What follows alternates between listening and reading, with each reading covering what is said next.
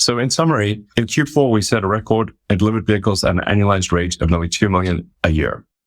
Congratulations to the Tesla team on excellent work achieving record production and deliveries. Model Y was the best-selling vehicle of any kind for 2024. That's worth noting. Not just the best electric vehicle, the best vehicle of any kind on Earth. Another one was Model Y. We are staying focused on maximizing volumes and doubling down, or I was going to say doubling down on autonomy, but really it's like autonomy is like 10xing things, frankly. Doubling is not even enough.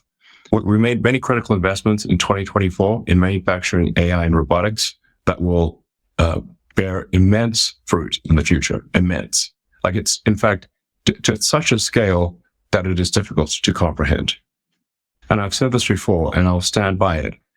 I see a path. I'm not saying it's an easy path, but I see a path to Tesla being the most valuable company in the world by far. Not even close. Like maybe several times more than, there is a path where Tesla is worth more than the next top 5 companies combined. There's a path to that. An incredibly, just like a difficult path, but it is an achievable path. So, and that is overwhelmingly due to autonomous vehicles and autonomous humanoid robots.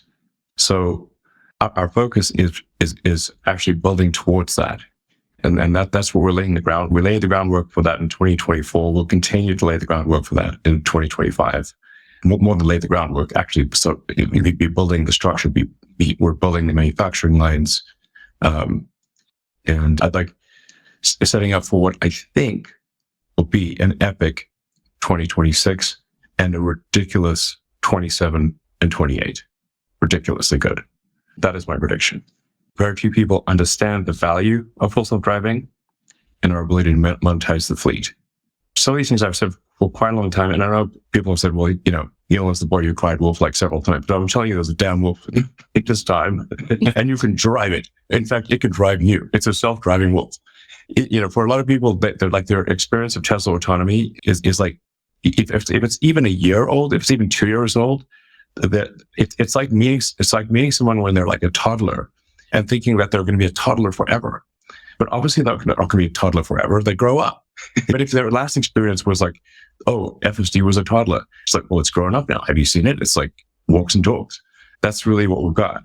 And it's difficult for people to understand this because human intuition is linear, as opposed to what we're seeing is exponential progress.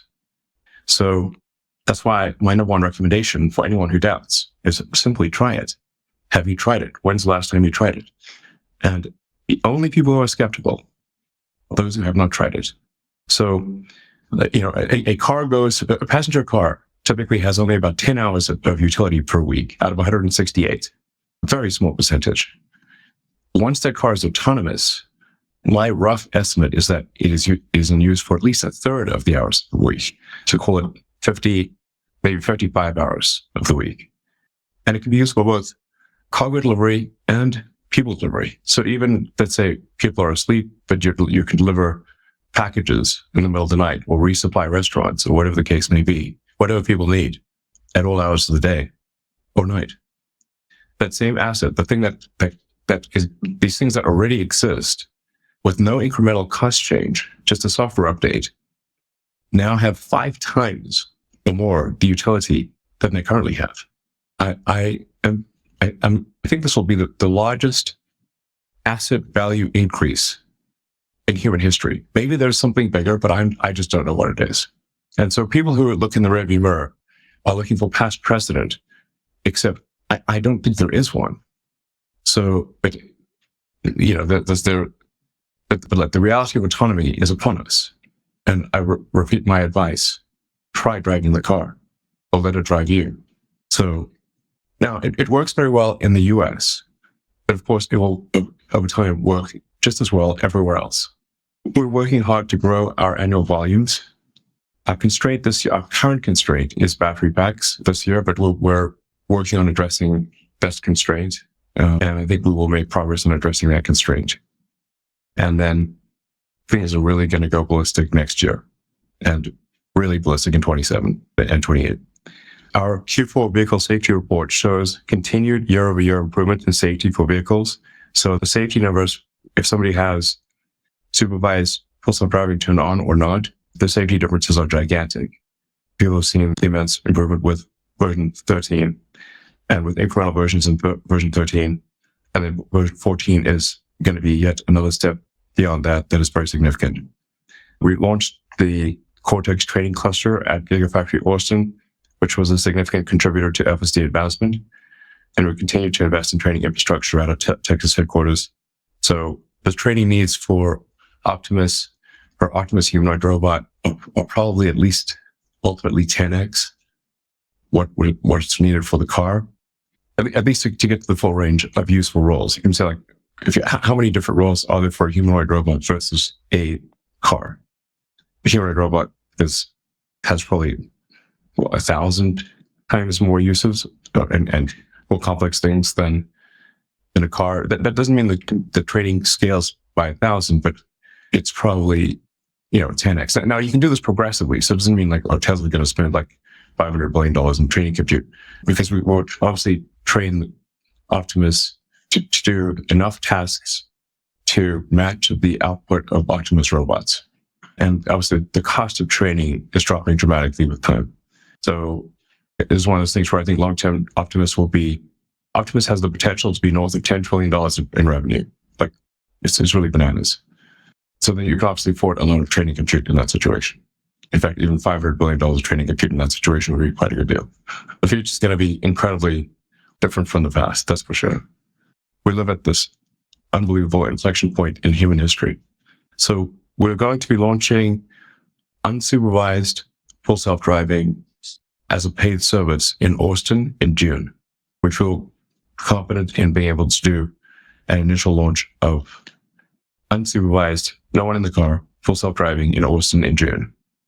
We already have Teslas operating autonomously, unsupervised full self-driving at our factory in Fremont, and we'll soon be doing that at our factory in Texas. So thousands of cars every day are driving with no one in them at our Fremont factory in California. They will soon be doing that in Austin and then elsewhere in the world, the rest of our factories, which is pretty cool. And the cars aren't just driving to exactly the same spot, because obviously it all wouldn't collide at the same spot. The cars are actually programmed with what lane they need to park into to be picked up for delivery. So they drive from the factory end of line to their destination parking spot to be picked up for delivery to customers. And they're doing this reliably every day, thousands of times a day. It's pretty cool. Like I said, the Teslas will be in the wild with no one in them in June in Austin. So what I'm saying is, this is not some far off mythical situation. It's literally 5-6 months away, 5 months away, sort of thing. And while we're stepping into putting our toe in the water gently at first, just to make sure everything's cool, our solution, is a generalized AI solution. It does not require high precision maps of a locality. So we just want to be cautious. It's not that it doesn't work beyond Austin. In fact, it does. We just want to put a toe in the water, make sure everything is okay, then, put a few more toes in the water, then put a foot in the water with safety of the general public and those in the car as our top priority. With regard to Optimus, obviously I'm making, these revenue predictions that sound absolutely insane. I realize that, but they are, I think they will prove to be accurate. Now, with Optimus, there's a lot of uncertainty on the exact timing, because it's not like a train arriving at the station for Optimus. We are designing the train and the station and in real time while also building the tracks. And so they're like, why didn't the train arrive exactly at 12:05? I'm like, we're literally designing the train and the tracks in the station in real time while you're saying, like, how can we predict this thing with absolute precision? It's impossible. The normal internal plan calls for roughly 10,000 Optimus robots to be built this year. Will we succeed in building 10,000 exactly by the end of December this year? Probably not. Will we succeed in making several thousand? Yes, I think we will. Will those several thousand Optimus robots be doing useful things by the end of the year? yes, I'm confident they will do useful things. Optimus in use at the Tesla factories for production design 1 will inform what we change for production design 2, which we expect to launch next year. Our goal is to ramp Optimus production faster than maybe anything's ever been ramped, meaning like aspirationally an order of magnitude ramp per year. Now, if we aspire to an order of magnitude ramp per year, perhaps we only end up with a half order of magnitude per year. But that's the kind of growth that we're talking about. It doesn't take very many years before, we're making 100 million of these things a year. You should go up by, let's say, a factor, by 5x per year. Okay. Insane.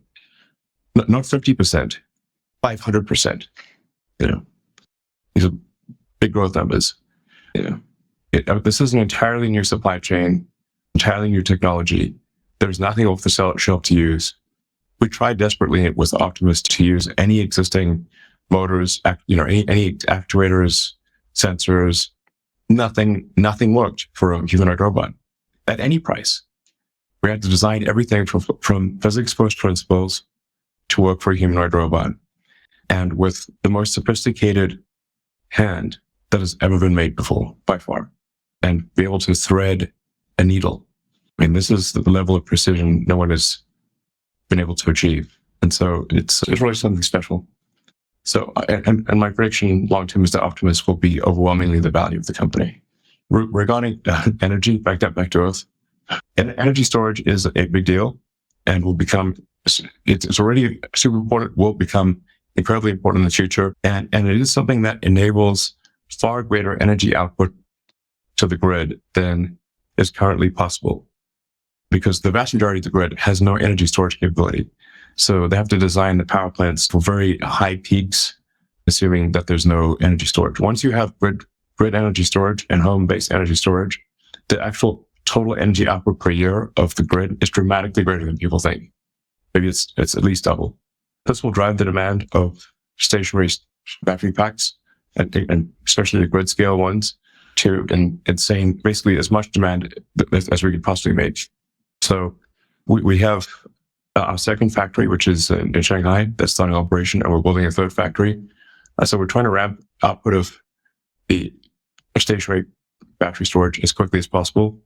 Now, there is a challenge here where we have to be careful too, that we're not robbing from one pocket to take to another pocket, because for a given gigawatt hours per year of cell output, does it go into stationary applications or mobile applications?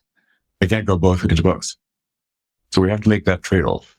But overall, the demand for total gigawatt hours of batteries, whether mobile or stationary, that will grow in a very, very big way over time.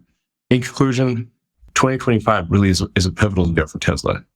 And when people look back on 2025 and the launch of unsupervised full self-driving, true real-world AI that actually works, I think they may regard it as the biggest year in Tesla history, maybe even bigger than our first car.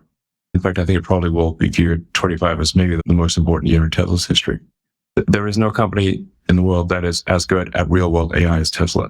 I don't even know who's in second place. Like, you say, who's in second place for real-world AI? I would need a very big telescope to see them. That's not fault. I'm confident that we will release unsupervised FSD in California this year as well. In fact, I think we will most likely release unsupervised FSD in many regions of the US by the end of this year.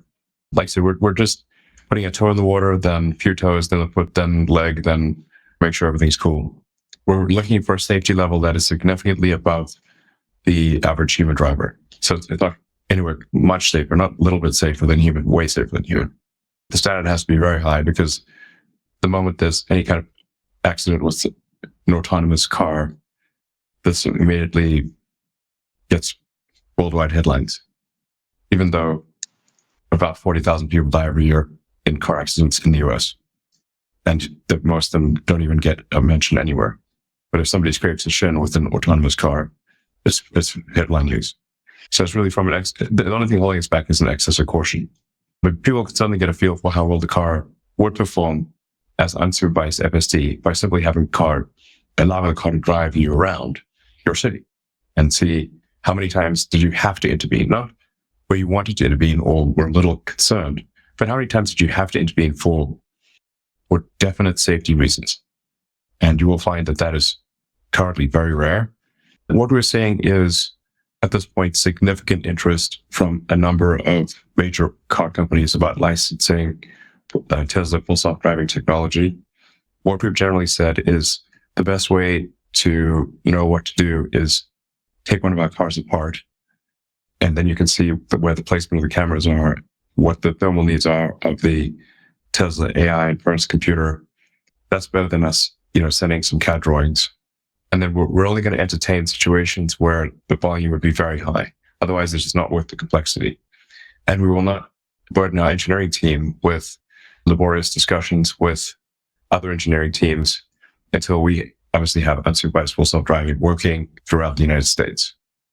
I think the interest level from other manufacturers to license FSD will be extremely high once it is obvious that unless you have FSD, Optimus is not designed large. So we're redesigning the train as it's going down the tracks while redesigning the tracks and the train stations. It's rapidly evolving in a good direction. It's pretty damn amazing, actually. The team's doing a fantastic job. We really have by far the best team of humanoid robotics engineers in the world. And we also have all the other ingredients necessary, because you need a great battery pack, you need great power electronics, you need great charging capability, you need a great communications, you have Wi-Fi and cellular connectivity, and then the ability to scale that production to huge levels. So you have to design for manufacturing. The things what other companies are missing is they're missing the real world AI, and they're missing the ability to scale manufacturing to millions of units a year. Prototypes are trivial, basically. Prototypes are easy, production is hard. I've said that for many years. The problem is that there's those who've never been involved in production or manufacturing somehow think that once you come up with some eureka design that you magically can make 1 million units a year. This is totally false. The problem is manufacturing. The Hollywood thing is it's like some lone inventor in a garage goes eureka, and suddenly it files a patent, and suddenly there's millions of units. But listen, guys, we're missing 99% of the story. 1% is, that old saying, a product is 1% inspiration, 99% perspiration. The Hollywood shows you the 1% inspiration, and it forgets about the 99% perspiration of actually figuring out how to make that initial prototype manufacturable and then manufactured at high volume such that the product is reliable, low cost, consistent, doesn't break down all the time. And that is 100 times harder, at least, than the prototype. Yep. And you're going to meet all these regulations. And, well, it may, for this year, we expect to just close the loop with it being used internally at Tesla, because we obviously can easily use several thousand humanoid robots at Tesla for the most boring, annoying tasks in the factory, like the tasks nobody wants to do, where we have to beg people to do those tasks, and then it's like the robot's totally happy to do the boring, dangerous, repetitive tasks that no humans want to do, and that's also actually some of the easiest use cases for us to have Optimus do things like load the hopper, say in body line. If you're transporting, pieces of sheet metal to the robot, which is already robot, the robot welding line for the body, and you just have to nonstop take things out of from one fixture to another fixture, and it's a very boring job. That's the kind of thing what Optimus could do. The guy who runs around with all the weld studs in the pins. Yeah, there's a ton of boring jobs, tedious jobs, dangerous, slightly dangerous jobs that's perfect for Optimus. So we expect to use this for those tasks at our factories, and that'll help us close the loop for improvement this year. It's really with production version 2, which I think launches sometime next year. I'd like it to be the beginning of next year, but maybe it's more like the middle of next year. And then we have to just, with a production line that is designed for, on the order of 10,000 units a month versus 1,000 units a month. So when you design a unit when you design a production line for 1,000 units a month, it takes you a while to actually reach anywhere close to 1,000 units a month. When you design, and for any given production output, it takes you a while to actually reach its potential. The current line that we're designing is for roughly 1,000 units a month of Optimus robots. The next line would be for 10,000 units a month. The line after that would be for 100,000 units a month. I think probably with version 2, and as a very rough guess, because there's so much uncertainty here, very rough guess that we start delivering Optimus robots to companies that are outside of Tesla in maybe the second half of next year, something like that. But like, so this is such an exponential ramp that it'll go from no one's receiving humanoid robots to these things like coming out like crazy. We can't build enough. Well, we're always going to be in the we can't build enough situation. Demand will not be a problem, even at a high price. And then, as I said, once we're at a steady state of above 1 million units a year, I think the production, I'm confident at 1 million units a year that the production cost of Optimus will be less than $20,000. If you compare the complexity of Optimus to the complexity of a car, to just the total mass and complexity of Optimus is much less than a car. So I would expect that at similar volumes to, say, the Model Y, which is over 1 million units a year, that you'd see Optimus be, I don't know, at half the cost, or be something like that. What the price of Optimus is a different matter. The price of Optimus will be set by the market demand. I mean, I do think Tesla Semi, again, with autonomy, is going to be incredibly valuable. We actually have a shortage of truck drivers in America. That's one of the limiting factors on transport. And people, I have a lot of respect for truck drivers because it's a tough job. But because it's a tough job, there's not that many people that want to do it. There are fewer people entering truck driving as a profession than are leaving it. So when you consider there's more people leaving truck driving as a profession than entering it, we're going to have a real logistics problem as time goes by. Autonomy will be very important to meet that need. It's a several billion a year opportunity. Yeah, it's $1 billion a month at some point, probably. But it's, all this is going to pale in comparison to Optimus. So, yeah, $1 billion a month is a lot, but it's not, it's going to be like 1%. Yeah, the honest answer is that we're going to have to upgrade people's hardware 3 computer for those that have bought full self-driving. And that is the honest answer. And that's going to be painful and difficult, but we'll get it done. Now, I'm kind of glad that not that many people bought the FSD package. It'd be a much better way for is just let the roof, just supply products to the roofing industry. And especially when somebody's is getting a new roof anyway, or building a house from scratch. Obviously, this is by far the most efficient time to put in a solar roof, as opposed to putting a solar roof on a house where the roof still has, 20 years of life. That's not economically sensible. But if it's a new house or the roof needs to be replaced anyway, then solar roof can make a lot of sense. It is a premium product. It's like the Model S, Model X or something. It's a premium product. I think it looks really cool. And your house generates electricity. And if you combine it with the Tesla Powerwall battery, then you can be self-sufficient. So even if the grid turns off for several days, your house still works and your roof looks awesome. So it's like, I recommend anyone who can afford it, get the Tesla solar roof and the Powerwall.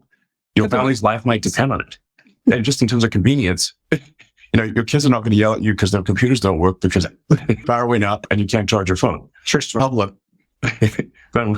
further than photons to output? We've been in sort of the nothing but neural nets from photons to controls for a while now. So we're just improving the neural nets.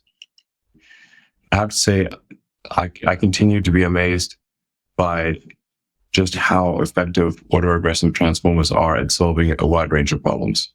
I mean, Ashok, is there anything you'd like to add there without giving away the sort of family secrets? Well, we're working on perfecting real-world AI and making rapid progress week over week, if not month over month, but often week over week. I spent a lot of time with the Tesla AI team and the Tesla Optimus team. I mean, I go where the problem is, essentially. Like, if somebody, this is unfortunate, sometimes I talk to a Tesla executive, I'm like, hey, we don't see you very often. I'm like, that's because your stuff is working awesome. Unfortunately, I don't see them very often because I go where the problem is. So, whatever the problem is, what's the greatest challenge that lies ahead? So, obviously, there are many challenges with Optimus. It's a hard problem to solve. Many challenges with vehicle autonomy. but we're making rapid progress in both. But yeah, well, I think my predictions are going to be pretty accurate. And it's worth noting because sometimes people say, "Oh, Elon's always late." Well, actually, no. The problem is that the media reports on when I'm late, but never reports on when I'm early. So sure, I'm optimistic, but I'm not that optimistic. There are many cases in the past where we've been early. Such as completion of the Shanghai factory, or in fact, the factory completion has generally been ahead of schedule, not behind. So yeah, but I like I said, I'm very confident we'll have released unsupervised full self-driving, fully autonomous Teslas in Austin and several other cities in America by the end of this year. That's probably everywhere in America next year, and everywhere in North America at least. I think in terms of next year, our constraint, I think, is likely to be just regulatory.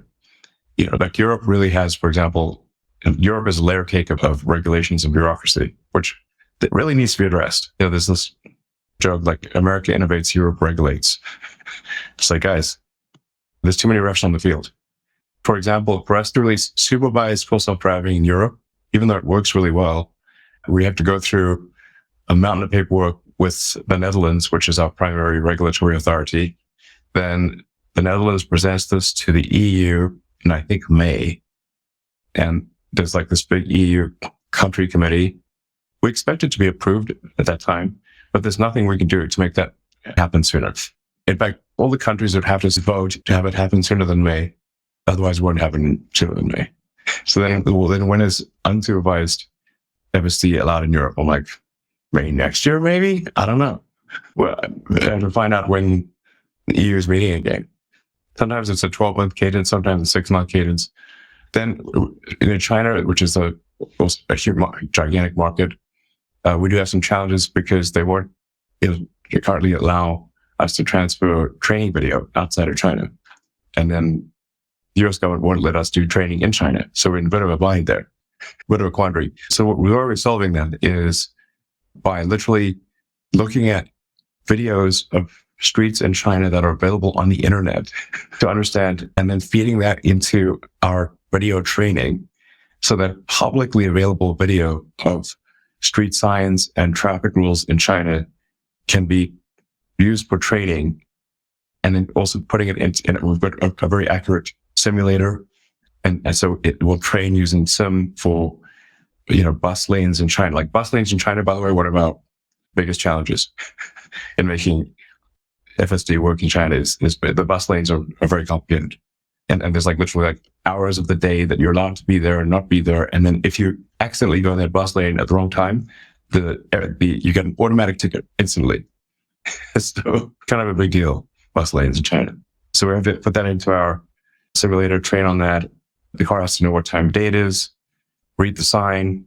Anyway, we'll get this solved, but I think we'll have unsupervised FSD in almost every market this year, limited simply by regulatory issues, not technical capability.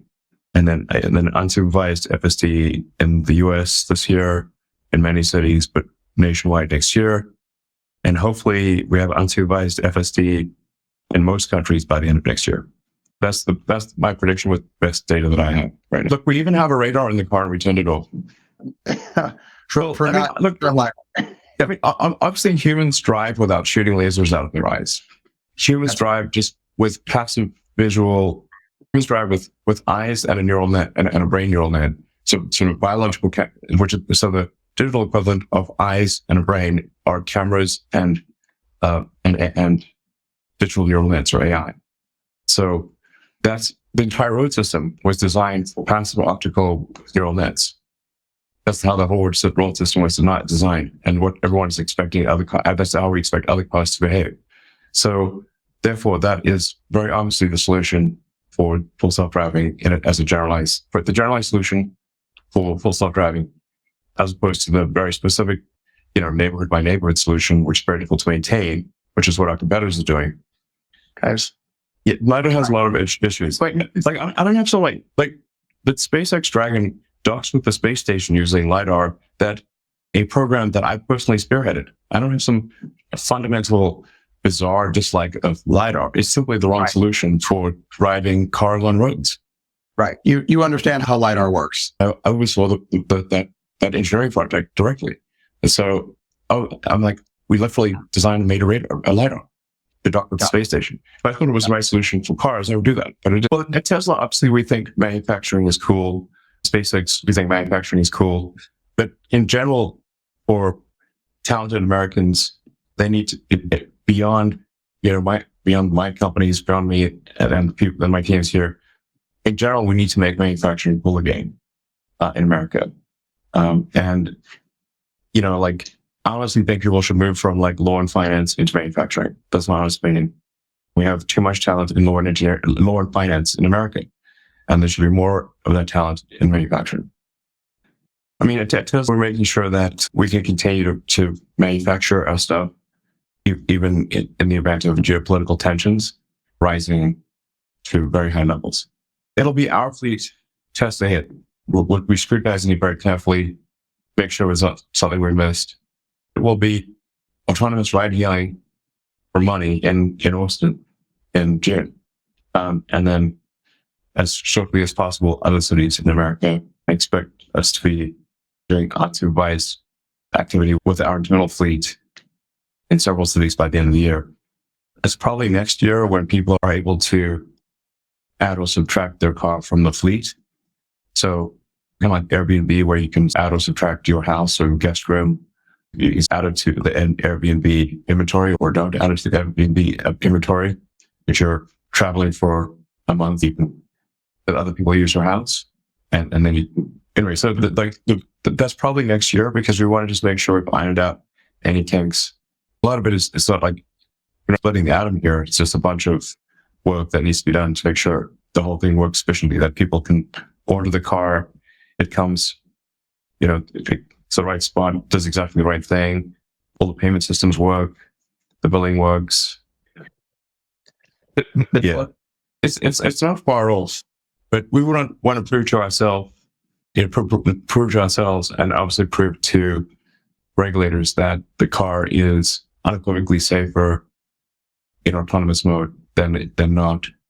And we're not far off. So this is like low single digit months.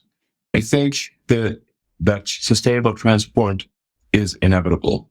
I'm highly confident that all transport will be autonomous electric, including aircraft, and that it can't be stopped any more than one could have stopped the advent of the external combustion engine, steam engine, or one could have stopped the advent of the automobile.